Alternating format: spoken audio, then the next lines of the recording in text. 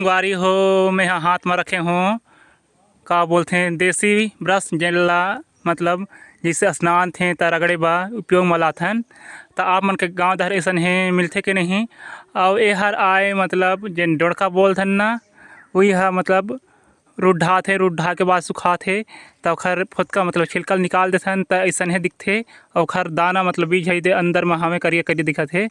तब बढ़िया पानी में ला भिगो के हाथ गोड़ रगड़िया तो बढ़िया लगते मतलब मैल निकाले बढ़िया हवे मतलब जिसे कोनो मन बाजार ले बिसात हैं रगड़े बा ता मतलब यह फोकड़ के आए बस घर में लगा रही है ता बढ़िया काम में आथे। तो आप मन के गाँव दहार भी ऐसे हैं घर में ऐसे डोड़का वगैरह लगा रहा था तेन मकेला ऐसा नहीं बना था कि बाजार ले बिसा रहा था बनावटी तेन में रगड़ था।